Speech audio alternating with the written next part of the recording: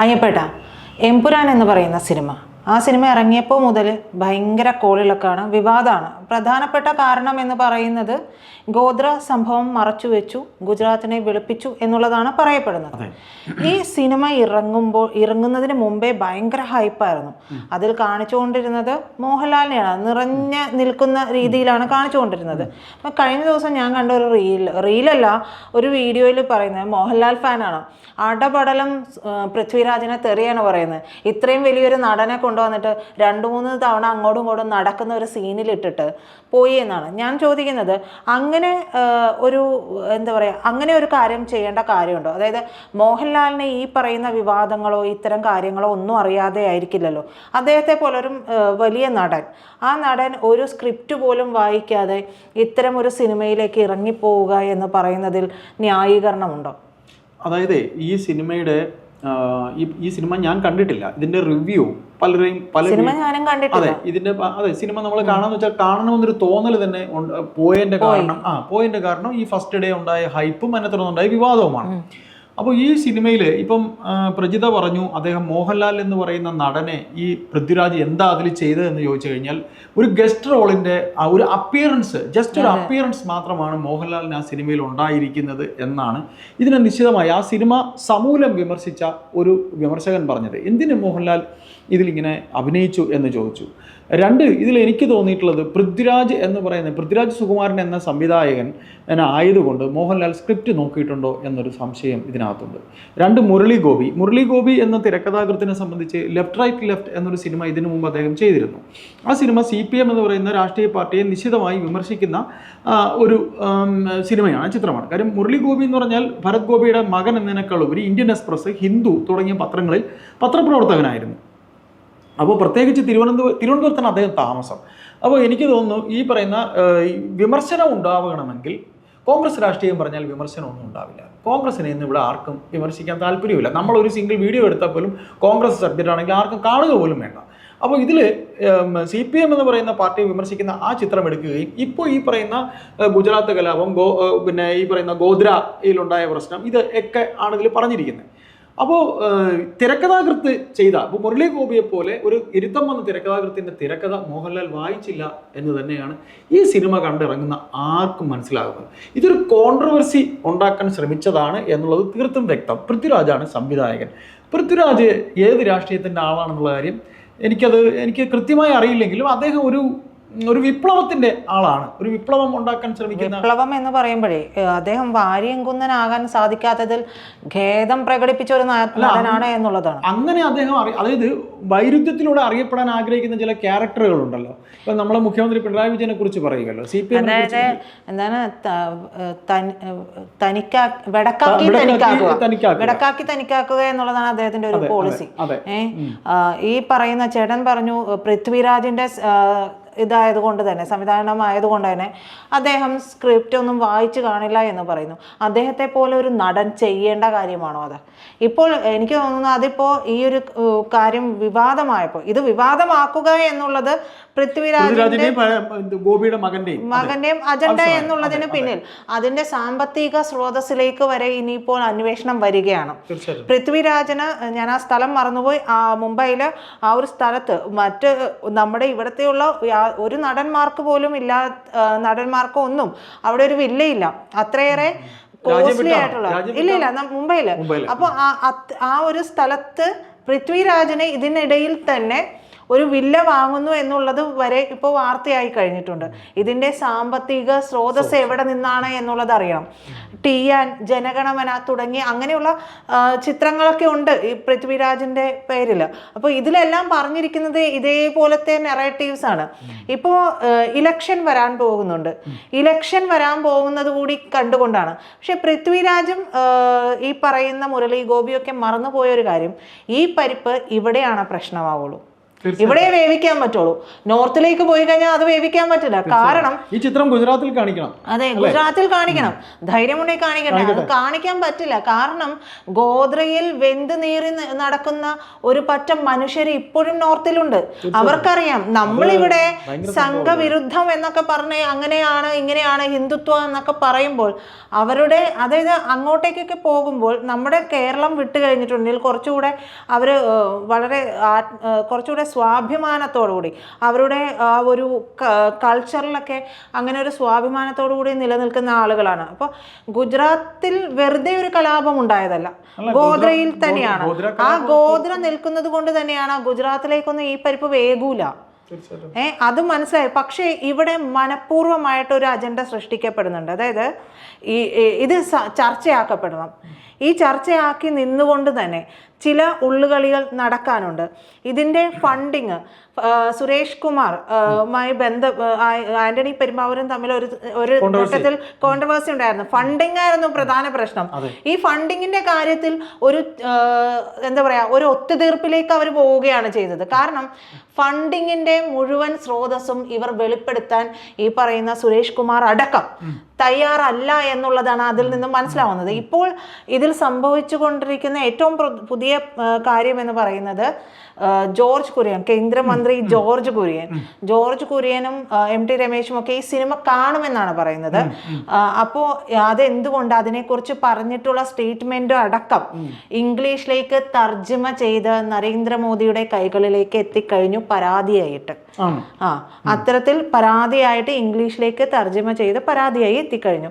രാജീവ് ചന്ദ്രശേഖർ ആദ്യം പറഞ്ഞുവെങ്കിലും പിന്നീട് ഓർഗനൈസർ അറിയാമല്ലോ, ഓർഗനൈസർ സംഘപരിവാറിന്റെ മുഖപത്രമാണ്, അതിൽ വിമർശനം വന്നു കഴിഞ്ഞു. രാജീവ് ചന്ദ്രശേഖറിനെ ഡൽഹിയിലേക്ക് വിളിപ്പിക്കുകയും ചെയ്തിട്ടുണ്ട്. അപ്പോൾ ഇതിനു മുൻപ് പലതവണയും ഈ പറയുന്ന ഇസ്ലാമിസ്റ്റ് ആളുകളുടെ ഇടയിൽ നിന്ന് ഫണ്ടുകൾ മലയാള സിനിമയിലേക്ക് ഇത്തരത്തിലുള്ള ഫണ്ടുകൾ ഉണ്ടെന്ന് മാത്രമല്ല മയക്കുമരുന്നിന്റെ ഡ്രഗിന്റെ ഒരു വലിയ മാഫിയ നിയന്ത്രിക്കുന്നുണ്ട് മലയാള സിനിമയെ. അതെ, മലയാള സിനിമയെ നിയന്ത്രിക്കുന്നുണ്ട് എന്നുള്ളതാണ്. അപ്പോൾ ഇനി വരാൻ പോകുന്നത് അതായത് പൃഥ്വിരാജ് ആളാവാൻ കളിച്ചതാണെങ്കിൽ ഇനി വരാൻ പോകുന്ന കാലഘട്ടം അത്ര സുഖകരമായിരിക്കില്ല. കാരണം ഈ സിനിമയ്ക്കെതിരെ അതായത് ഈ പറയുന്ന വിരുദ്ധതയ്ക്കെതിരെ ഉള്ള അനേകം പരാതികളാണ് പ്രധാനമന്ത്രിയുടെ ഓഫീസിലേക്ക് ലഭിച്ചിട്ടുള്ളത്. അതിൽ ഈ സിനിമയുടെ സാമ്പത്തിക സ്രോതസ്സുമായി ബന്ധപ്പെട്ടിട്ടുള്ള അന്വേഷണം ദേശീയ കേന്ദ്ര ഏജൻസികളൊക്കെ നടത്തുകയാണ്. അതായത് ഇഡിയും NIA-യും കളത്തിലേക്ക് ഇറങ്ങുകയാണ് എന്നുള്ളത് തന്നെയാണ്. നമ്മൾ നേരത്തെ ഒരു ചർച്ചയിൽ പറഞ്ഞിരുന്നു, ഭീകരതയ്ക്കെതിരെ കൃത്യമായ നടപടി. ഇവിടെ മറ്റു കാര്യങ്ങളിൽ ഇവർ എന്ത് ചെയ്യുന്നു എന്നുള്ളതല്ല, ഭീകരതയ്ക്കെതിരെ കൃത്യമായ നടപടി കേന്ദ്രത്തിൽ നിന്നുണ്ടാകും എന്നുള്ളത് നമ്മൾ നേരത്തെ തന്നെ പറഞ്ഞിട്ടുള്ളതാണ്. അപ്പോൾ അത്തരത്തിൽ ഒരു ഫണ്ടിങ് ഇതിലുണ്ട് എന്നുള്ളത് കൊണ്ട്, അതായത് പലരും പറയുന്നുണ്ട് ഗോപാലൻ മാത്രമല്ല ഫണ്ട് ഇറക്കിയിരിക്കുന്നത്. അത് ഇന്നും ഇന്നലെയും അല്ല. മലയാള സിനിമയിൽ ഇപ്പോൾ സുരേഷ് കുമാർ, ആന്റണി പെരുമ്പാവൂർ നിർമ്മാതാവിന്റെ ഒറ്റ പേരാണെങ്കിലും ഫണ്ട് വേറെ പല കോ പ്രൊഡ്യൂസർമാർ ഇവിടെ വരുന്നുണ്ട്. അത് ഈ പറയുന്ന പോലെ മയക്കുമരുന്ന് മാഫിയുടെ ആൾക്കാരുണ്ടാവാം, വേറെ ലോകത്ത് കള്ളപ്പണം വെളുപ്പിക്കാൻ നടക്കുന്നവരുണ്ടാവാം. അതെല്ലാം ഈ പ്രൊഡക്ഷൻ എക്സിക്യൂട്ടീവ് മുതൽ അങ്ങേയറ്റത്തെ സംവിധായകൻ വരെ തൻ്റെ പടത്തിന് വേണ്ടി നിർമ്മാതാക്കളെ പേരിന് ആന്റണി പെരുമ്പാവൂരേ ഉണ്ടാവുള്ളൂ, അല്ലെങ്കിൽ പേരിന് സുരേഷ് കുമാറേ ഉണ്ടാവുള്ളൂ. അങ്ങനെയുള്ള സോഴ്സിന്റെ അന്വേഷണത്തിലേക്ക് പോകുമ്പോൾ മറ്റൊരു ക്രിയയിലേക്ക് ഇവിടെ വരേണ്ടി വരും. ഇപ്പൊ SDPIയുടെ സാമ്പത്തികം വരെ ചിലപ്പോൾ വന്നിട്ടുണ്ടോ എന്നൊരു സംശയം വരും. PFIയുടെ ഫണ്ട് വന്നിട്ടുണ്ട് എന്നുള്ളതാണ് ഇപ്പോൾ പുറത്തു വരുന്ന വിവരം. അതുകൊണ്ട് തന്നെ കേന്ദ്രം അത് അത്രത്തോളം ഗൗരവമായിട്ട് തന്നെയാണ് കാണുന്നത്. തീർച്ചയായിട്ടും ഇത് മറ്റൊരു സ്ഫോടനത്തിലേക്ക് പോകാനാണ് സാധ്യത എന്നാണ് എനിക്ക് തോന്നുന്നത്. കാര്യം മലയാള സിനിമയെ നിയന്ത്രിക്കുന്നത് ഒരു വേള മാഫിയയാണെന്നുള്ളത് പലതവണ ഇവിടെ ആരെല്ലാം ഈ ദാവൂദ് ഇബ്രാഹിമിനൊക്കെ ഫണ്ട് ഇറക്കുന്നുണ്ട് മലയാള സിനിമയിലേക്ക് അടക്കം എന്നുള്ള വാർത്തകൾ വന്നിരുന്നതാണ്. പക്ഷെ അതെന്തുകൊണ്ട് മുങ്ങിപ്പോയി? അതിലൊന്നും അന്വേഷണം നേരത്തെ ഉണ്ടായിട്ടില്ല. പക്ഷെ ഇതിപ്പോ ഒരു കാരണമാണ്, തുറന്നു വിട്ടത് ഒരു ഭൂതത്തെയാണ്. അപ്പോ ഈ ഒരു ഫണ്ടിന്മേലെ അന്വേഷണം, ഇത്തരത്തിൽ കൂടി അന്വേഷണങ്ങൾ വരാൻ പോകുകയാണ്. അപ്പൊ ഫണ്ടിങ്ങിൽ ഒരു ലിമിറ്റ് വരും. അതെ, ഇതിന് ഞാൻ ഇടയ്ക്ക് ഇടപെടൽ ക്ഷമിക്കുക.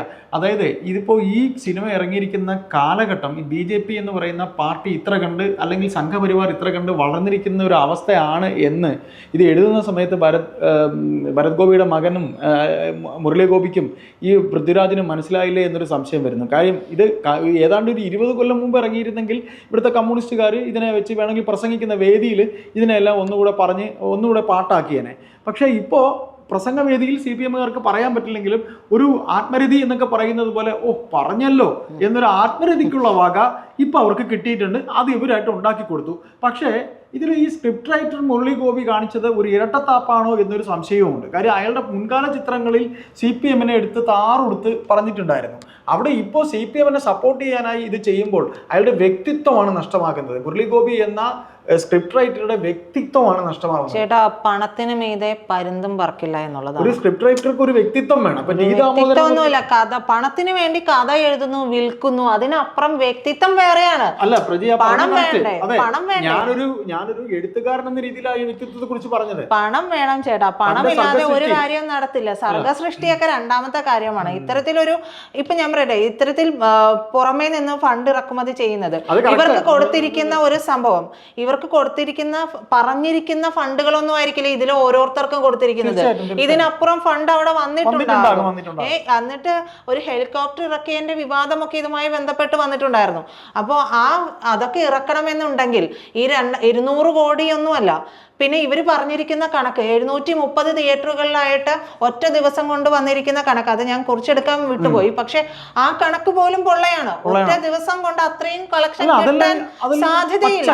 അപ്പൊ അത്തരത്തിൽ പേരും നുണയാണ്. മാത്രമല്ല, കേന്ദ്രം നിരോധിച്ച ഒരു ചാനൽ ഉണ്ടായിരുന്നു, BBC-യുമായിട്ടുള്ള അതിലെ ആളുകളുമായിട്ടുള്ള ബന്ധമൊക്കെ ഇവർക്ക് ഉണ്ടായിട്ടുള്ള, ഈ സിനിമാ നിർമ്മാതാക്കൾക്കൊക്കെ ഉണ്ടായിട്ടുള്ള ബന്ധമൊക്കെ പുറത്തു വന്നിരുന്നതാണ്. അപ്പൊ ഈ വരുന്ന കാലഘട്ടം അത്ര സുഖകരമായിരിക്കില്ല മലയാള സിനിമയ്ക്ക്. ഏതായാലും മലയാള സിനിമയിൽ പൃഥ്വിരാജ് അഭിനയിച്ചു തുടങ്ങിയ കാലം മുതൽ തന്നെ. പിന്നെ അതിൽ മറ്റൊരു കഥ ഞാൻ കേട്ടത്, അതിന്റെ സത്യാവസ്ഥ എനിക്കറിയില്ല, പക്ഷെ മറ്റൊരു കാര്യം കേട്ടത്, നടൻ സുകുമാരനെ, അതായത് പൃഥ്വിരാജിന്റെ അച്ഛൻ സുകുമാരനെ മലയാള സിനിമയിൽ ഒതുക്കിയത് മോഹൻലാലാണ് എന്നുള്ളൊരു കഥ വന്നിരുന്നു. സോ അത് അപ്പൊ എനിക്കറിയില്ല, പക്ഷെ അങ്ങനെയാണെങ്കിൽ ആ ഒരു പക തീർക്കൽ ഉണ്ടായെന്ന് പറയും. പക്ഷെ ഇതിൽ പക തീർക്കൽ എന്നുള്ളതിനേക്കാളൊക്കെ ഉപരി ഇതിൽ കൃത്യമായിട്ട് നമ്മുടെ സിനിമയെ, അതായത് ഇപ്പൊ ചേട്ടൻ നേരത്തെ പറഞ്ഞു വെച്ച ഒരു കാര്യമുണ്ട്, ഇങ്ങനെയൊക്കെ ഒരു സിനിമ കേന്ദ്രത്തിൽ BJP സർക്കാർ ഇരിക്കുമ്പോൾ, RSSന്റെ പിന്തുണയോടുകൂടി BJP സർക്കാർ ഇരിക്കുമ്പോൾ എങ്ങനെ ഇങ്ങനെ ഒരു സ്ക്രിപ്റ്റ് ഇറക്കാൻ, അതുപോലും ഒരു പ്രത്യേക പ്രൊപ്പഗാൻഡയാണ്. കാരണം എന്താണെന്ന് വെച്ചിട്ടുണ്ടെങ്കിൽ ഇതിൽ 2 തട്ടിലാവുകയാണ് ആളുകൾ. അതായത് ഹിന്ദുക്കളും ഉൾപ്പെടെയുള്ളവർ, ഹിന്ദുക്കളും മുസ്ലിമുകളും എല്ലാവരും, ജനങ്ങൾ 2 തട്ടിലേക്കാണ്. ഇതിനെ അനുകൂലിക്കുന്നവർ, ഇതിനെ പ്രതികൂലിക്കുന്നവർ എന്ന്, അതായത് ഹൈന്ദവർ എന്ന് പറഞ്ഞ് ഏകോപിച്ചിരുന്നവർക്കിടയിലേക്ക് ഒരു സ്പ്ലിറ്റ് ഉണ്ടാക്കാൻ ഈ സിനിമയെ കൊണ്ട് കഴിഞ്ഞു. അങ്ങനെ ഒരു, അതായത് ഇത്രയും നാളെ ഈ ഏകോപിച്ചുകൊണ്ടിരുന്ന ഒരു വോട്ടുണ്ടല്ലോ, ആ വോട്ട് BJPക്ക് നഷ്ടമാവുക എന്നുള്ള ഒരു രാഷ്ട്രീയം കൂടിയുണ്ട് ഇതിലുണ്ട്. ഇത് തന്നെയാണ് ആ ചാവ സിനിമയിലും സംഭവിച്ചത്.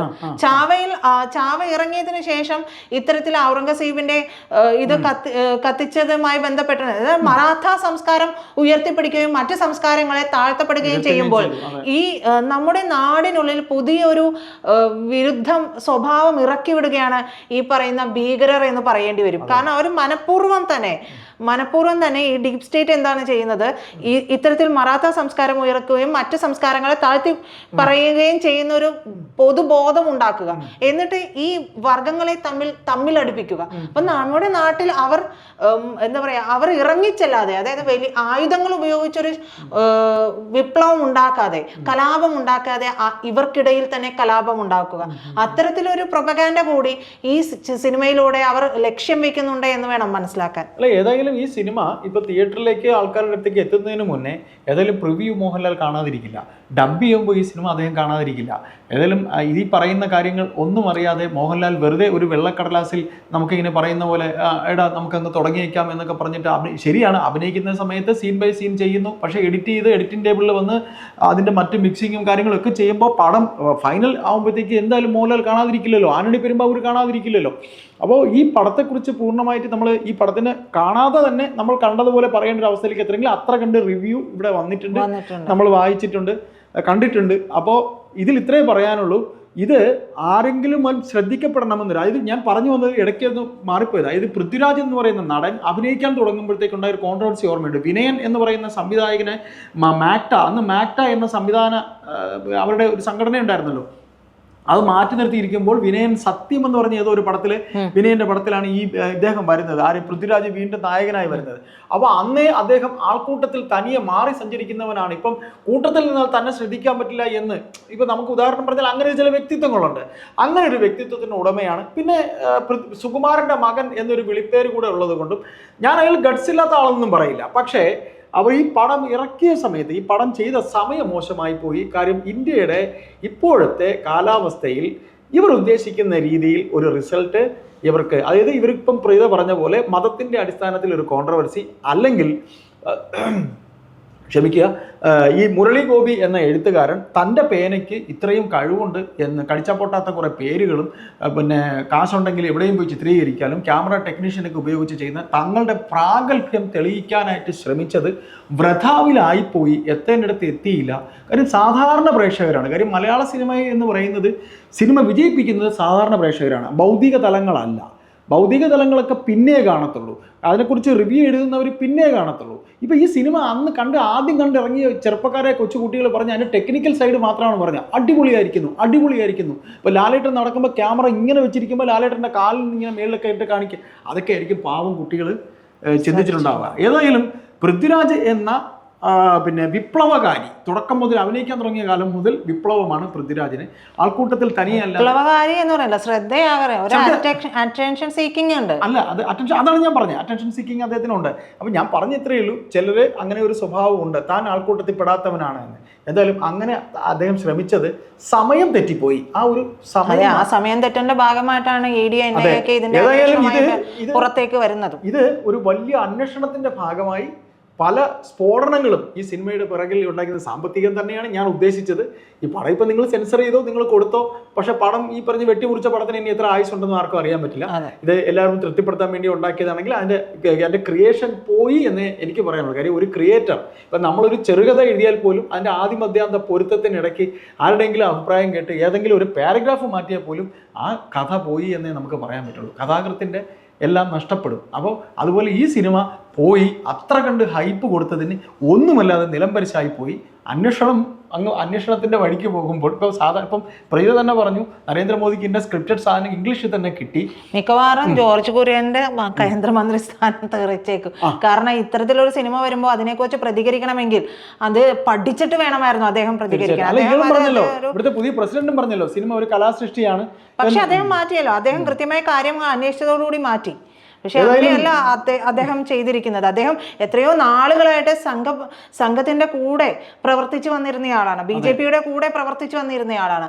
അദ്ദേഹത്തെ പോലെ ഒരാൾ ഇത്തരത്തിൽ പറയരുതായിരുന്നു. അല്ലെ, ഏതായാലും മോഹൻലാൽ എന്ന് പറയുന്ന ഒരു നടന് അദ്ദേഹത്തിൻ്റെ കരിയറിൽ ഇത്തരത്തിലൊരു ചിത്രം ഉണ്ടാവുക. അദ്ദേഹം പൊതുവേ നല്ലൊരു കലാകാരനാണ്. അദ്ദേഹം കോൺട്രവേഴ്സിയിൽ പെടാത്ത ഒരാളാണ്. കോൺട്രവേഴ്സിയൊക്കെ വരുമ്പോൾ ഒന്നുമില്ല എനിക്ക് പറയാനെന്ന് പറഞ്ഞ് ഒഴിഞ്ഞു പോകുന്ന ഒരാളാണ്.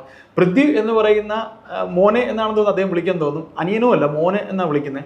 അപ്പോൾ പൃഥ്വി എന്ന് പറയുന്ന ഒരു സംവിധായകനെ സഹായിക്കാനായി ഇറങ്ങി തിരിച്ച് അദ്ദേഹം ചെന്ന് പടുകുഴിയിൽ വീടും പോയി. സഹായിക്കാനായിട്ടൊന്നും അല്ല, മോഹൻലാൽ ഇറങ്ങി തിരിച്ചത് പണത്തിന് വേണ്ടി ഞാൻ പറയട്ടെ ഏറ്റവും വെൽ സ്ക്രിപ്റ്റഡ് ആയിട്ടുള്ള വേറെ എത്രയെങ്കിലും എഴുത്തുകാർ പുറത്തേക്കുന്നുണ്ട്. അവരുടെ ഒരു കഥ ഈ ആന്റണി പെരുമ്പാവൂർ എന്ന വൻ മതിൽ കടന്ന് മോഹൻലാൽ വായിക്കാൻ കിട്ടും നിങ്ങൾ വിശ്വസിക്കുന്നുണ്ട്? മലയാള സിനിമയിൽ എത്രയോ പ്രഗത്ഭരായ സംവിധായകർ. ആരുടെ കുഴപ്പമാണ്? മോഹൻലാലിന്റെ കുഴപ്പമാണ്. ആ കുഴപ്പത്തിനുള്ള ഫലമാണ് അദ്ദേഹം. ഏതായാലും ഇപ്പൊ അത് നമുക്ക് ആ കുഴപ്പത്തിന്റെ ഫലം എന്ന് പറയുന്നത് ഭയങ്കരമായ ഒരു സ്ഫോടനമായിരിക്കും. അത് ഈ പറയുന്ന അന്വേഷണം ചെല്ലുമ്പോൾ മലയാള സിനിമ ലഹരി മാഫിയയുടെ കയ്യിലാണ്, അല്ലെങ്കിൽ ഈ പറയുന്ന PFI പോലുള്ള തീവ്രവാദി സംഘടനകളുടെ പണം വെളുപ്പിക്കാൻ ഉപയോഗിക്കുന്ന ഒരു വഴിയായി ഇതിനെ മാറ്റിയോ എന്നുള്ളത് പോലും തെളിയും എന്ന് മാത്രമേ നമുക്ക് പറയാനുള്ളൂ.